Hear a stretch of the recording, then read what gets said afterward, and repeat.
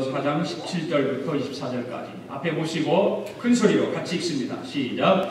그러므로 내가 이것을 말하며 주 안에서 증거하니 이제부터 너희는 이방인이 그 마음에 탐망하는 것으로 행하는 같이 행하지 말라. 그들의 총명이 어두워지고 그들 가운데 있는 무지함과 그들의 마음이 굳어짐으로 말미암아 하나님의 성령에서 떠나 있도다. 그들이 감각 없는 자가 되어 자신을 방탕에 방임하여 모든 더러운 것을 욕심으로 행하되 오직 너희는 그리스도를 그같이 배우지 아니하였느니라.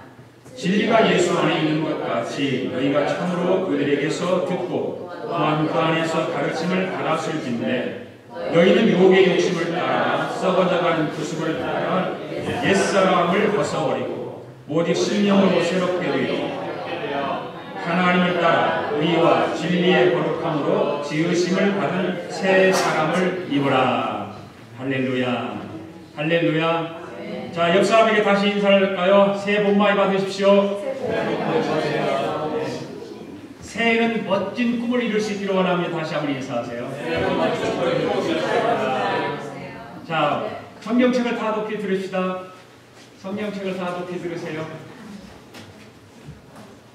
자, 앞에 보시고 우리 함께 고백할까요? 같이 시작. 나는 성경에 기록한 말씀이 하나님의 말씀인 것을 믿습니다. 나는 하나님의 말씀이 살아있는 말씀으로 믿습니다. 나는 하나님의 말씀이 조금도 오류가 없음을 믿습니다. 오늘도 하나님의 말씀을 배우면서 그 말씀을 깊이 묵상하고 마음에 받아들여 꼭 변화되기를 고백하며 이제 절대로 흑해되지 않고 불멸한 영원한 하나님의 말씀을 듣게 될 것인데 하나님의 말씀을 통하여 반드시 내 삶이 변화될 것을 예수님의 이름으로 고백하며 다짐합니다. 아멘. 2012년도 우리가 시작하면서 이런 고백을 하나님 앞에 드리고 우리 교회가 이제 2012년도에는 성경을 통독하는 그런 한 해를 삼고 출발을 했습니다. 우리가 주일마다 성경을 높이 들고 이 고백하는 이 고백이 헛되지 않기를 원합니다.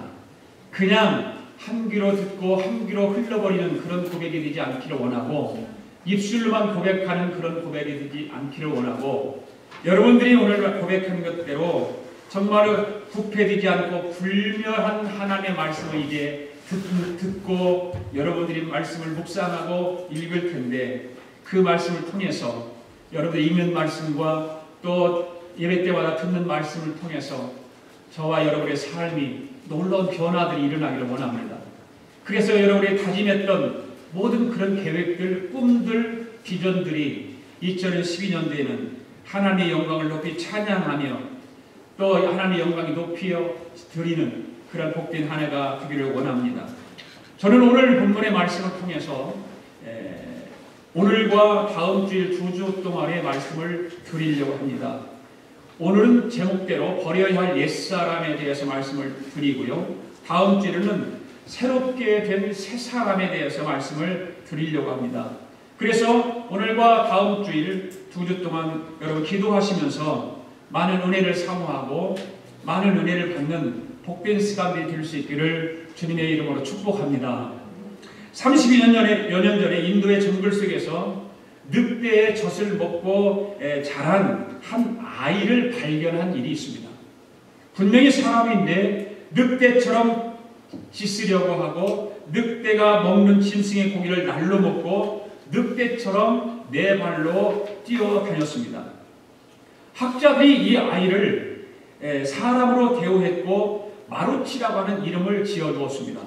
그리고 마루치를 사람다운 사람으로 살 수 있게 해주려고 많은 노력을 거듭거듭 했습니다. 그런데 늑대처럼 짖으면 때리고 먹을 것을 주지 않고 강한 체벌을 가하기 시작합니다. 사람이 늑대 흉내를 내니까 늑대처럼 행동을 하고 늑대처럼 짖고 그렇게 하면 체벌을 가했습니다. 그리고 사람의 말을 가르치려고 무던히도 애를 썼습니다. 그러나 실패하고 맙니다. 학자들이 전략을 바꾸옵니다. 이 아이에게 거울을 주기 시작합니다. 거울을 보고 자기 모습을 보도록 한 것입니다. 여러 날을 거울과 씨름하던 이 아이는 자기가 늑대와 다르게 생겼다는 것을 점차 알기 시작합니다.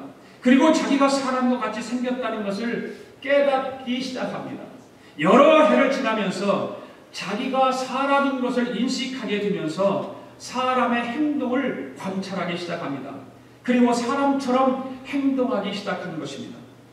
그렇습니다. 우리가 그리스도인다운 그리스도인이 되려면 먼저 현재 내 모습이, 저와 여러분의 모습이, 우리의 모습을 정확하게 볼 수 있어야 한다는 것을 이 이야기를 통해서 우리가 생각해 보는 것입니다.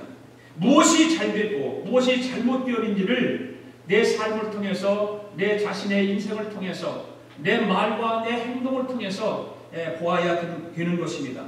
우선 어울리지 않는 옷을 입고 있는 사람을 보면 알 수 있지 않겠습니까? 도저히 그 사람에게는 어울리지 않는데 그런 옷을 입고 있다면 마치 어떤 것이냐면 갓을 쓴 시골 노인이 이렇게 넥타이를 내고 있다고 한번 여러분 생각해 보십시오. 옛날 할아버지가 갓은 다 썼습니다. 그리고 옛날 도복 다 입었고 뭐 한복 같은 걸 입었는데 안에다 넥타이를 딱 내고 있다고 한번 생각해 보십시오. 그건 맞지 않죠. 또 쪽을 진 70대 할머니가, 여러분 다른 걸 한번 생각해 보시죠. 이 쪽을 짠 할머니가 미니스커트를 입고 있다고 한번 생각해 보십시오. 얼마나 꼴물견이겠습니까? 보기 싫을 것입니다. 얼마나 우스꽝스럽겠습니까? 이 어울리지 않는 옷을 벗어야 정상적인 사람으로 돌아오게 되는 것입니다. 마찬가지로 우리 그리스도인들도, 예수 믿는 사람들도 잘못된 옷을 벗어버려야 우리가 그리스도인다운 그리스도인이 될 수 있다 그 말입니다. 해가 바뀌었습니다. 이제 2011년도는 우리는 다시 찾으려고 해도 찾을 수 없는 것입니다. 지나가 버린 것입니다. 새로운 2012년도를 우리는 맞고 오늘 두 번째 주일을 하나님 앞에 예배 드리는 것입니다. 바울은 오늘 본문에서 그리스도인 가운데 어울리지 않는 옷을 입고 있는 사람들이 있다라고 말하고 있습니다. 그리스도인은 그리스도인인데 그리스도인답지 않은 옷을 입고 있다는 것입니다. 예수를 믿고 나서도 여전히 우스꽝스러운 삶을 살아가고 있다 그 말입니다. 그 말은 무엇이냐면 2011년도에 잘못된 삶을 2012년도에 여전히 가지고 살고 있다 그 말입니다. 옛 모습을, 옛 것을 그대로 가지고 사는 사람을 통해서 바울은 우스꽝스러운 그리스도인이라고 이렇게 표현을 하고 있는 것이죠. 그래서 바울은 이 우스꽝스러운 옛사람을 벗어버려야 한다라고 오늘 말씀을 통해서 우리에게 교훈하고 가르쳐주고 있는 것입니다. 그러면 그리스도인들이 새해에 벗어버려야 할 것들이 무엇일까? 새로운 해를 맞으면서 2012년도를 시작하면서 우리가 벗어버려야 할 옛사람이 어떤 것일까? 구체적으로 그런 것들이 무엇일까? 첫째로 바로 옛사람의 마음입니다. 마음. 옛사람의 마음. 여러분 새해가 되었는데 새로운 계획들과 꿈으로 가득 차 있을 줄로 압니다. 지난해 잘못된 것들, 지난해 이루지 못한 것들, 지난해 좀 부족했던 것들, 이제 새해가 들어서면서 이런 것들 내가 참 잘못 살았구나, 잘못 내 인생의 마지막을 보냈구나, 이제는 새로운 해에 새롭게 시작하면서 이제 뭔가를 이뤄보려고 생각하고 꿈을 꾸고 새로 시작했을 것입니다.